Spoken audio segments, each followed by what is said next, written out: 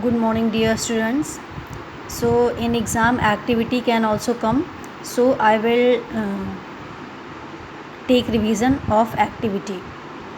So, activity 1 from chapter 2. Chapter 2, components of food, and activity 1. To show the presence of proteins in food. To show the presence of proteins in food. What do you need? Which material required? Raw egg white or any other protein sample, copper sulfate, blue vitriol solution, caustic soda, test tube. These are the materials required for doing test. How to do the test? How you will do test? Take egg white in water in a test tube. Take egg white part of the egg in water in a test tube. In water is also there, and in a test tube, and add 2-3 drops of copper sulfate solution. And in that test tube, this is the test tube, and in this you will put 3 drops of copper sulfate solution and 10 to 12 drops of caustic soda solution. First you will put in this copper sulfate solution and then 10 to 12 drops of caustic soda solution and shake well. After that, what do you observe in this activity? A purple or violet color indicates the presence of proteins in the given sample. A purple or violet color, it will come after adding copper sulfate and caustic soda solution. Then purple and violet color will come, and it indicates the presence of proteins in the given sample, means proteins are present in the given sample. And preparation, how you will prepare copper sulfate solution? Dissolve 2 grams of copper sulfate in 10 ml of water. And how you will prepare caustic soda solution? Dissolve 10 grams of caustic soda in 100 ml of water. So this is the experiment. If it turns into the purple or violet color, that means proteins are present in the given sample. Now activity 2, to show the presence of sugar or glucose in food. Sugar or glucose in food. What do you need? Which materials required? Crushed piece of potato and apple. You can take potato or apple. Glucose solution, Benedict solution, and this solution is blue in color, test tube and burner. These are the materials required for doing test. How to do the test?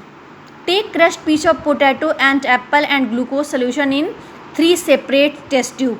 In one test tube you will take potato, and in second test tube you will take apple, and in third test tube you will take glucose. Add a few drops of Benedict solution in each test tube, and then in a separate test tube you will put Benedict solution and then gently heat. And after that, what do you observe? The test tube containing crushed apple and glucose solution turn into red precipitate. Apple and glucose solution, when Benedict solution is mixed with this gently after heating, it turn into the red precipitate, and no such change occur in the test tube containing potato. And those test tube containing potato, no changes are there. So formation of a red precipitate indicates the presence of sugar. So formation of red precipitate indicates the presence of sugar. That means this, if red precipitate is there, that means sugar is present in the given solution. So we can say that like this we can do the test to show the presence of sugar or glucose in food. And the test also indicates that potato does not contain sugar. So by this activity it is proved that potato does not contain sugar, and apple and glucose, it contain sugar. So like this you will do this activity. Activity 3, to test for the presence of starch in food. To test for the presence of starch in food, what do you observe? Slice or bit or potato, iodine solution, dropper. These are the materials required for doing test. And how to do the test? How you will do the test? Place a drop of iodine solution on the food sample. Place a drop of iodine solution on the food sample, and what do you observe? You will observe blue black color where iodine solution is applied, indicating the presence of starch, and blue black color where iodine solution is applied. When it is applied iodine solution, then indicating the presence of starch. When this is the potato or bread, and when we will put iodine solution and on the food sample, then blue black color, it changes into the blue black color, and where iodine solution is applied, indicating the presence of starch. When it is changed into the blue black color, that means starch is present in the given food sample. And preparation of iodine solution, how you will prepare iodine solution? Take tincture iodine solution from first aid box in your school in a test tube and dilute it by adding water. Iodine solution is ready for use. So this is the presence how you will do the test starch in food. And to show the presence of fats in food, how you will show the presence of fats in food? What you need: butter or a drop of oil, piece of white paper. How to do the test?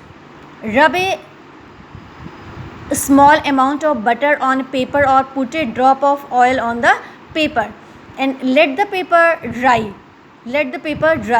And hold it in front of a source of light.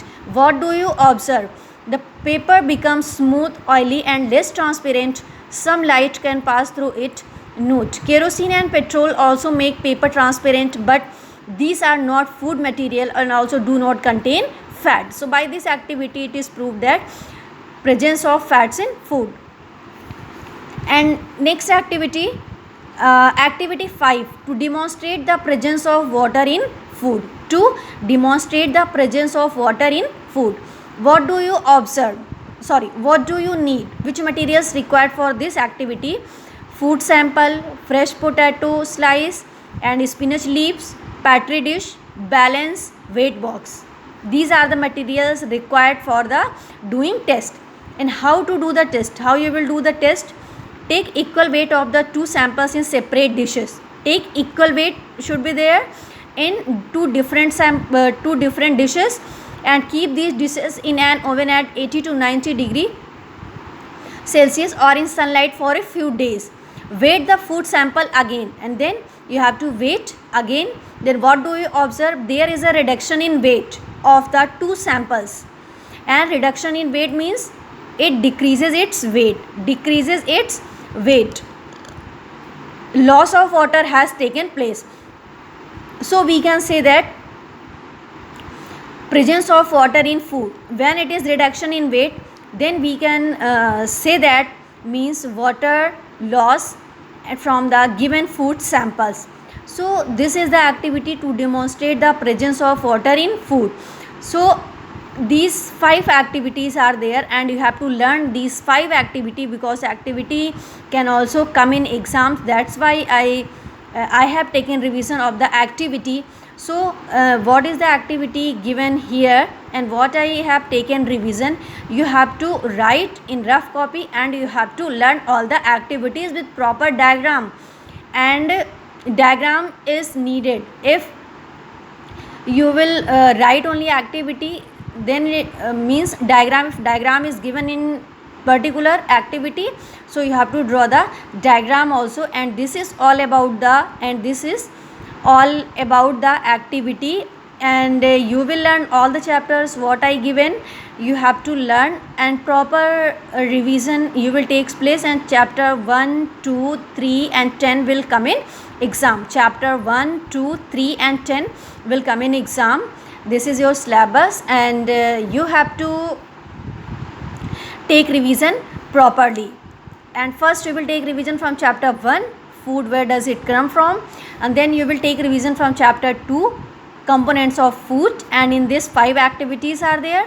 And then chapter 3 is the fiber to fabric, and chapter 10 is the motion and measurement of distance.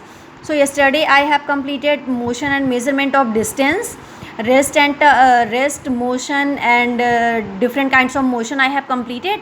And chapter 1, chapter 2, chapter 3, and what is the diagram will also come for 6 marks. So you have to Draw diagram. What is the diagram is given? You will take revision of diagram also, and without labeling diagram is incomplete. So you have to take proper revision of the diagrams also.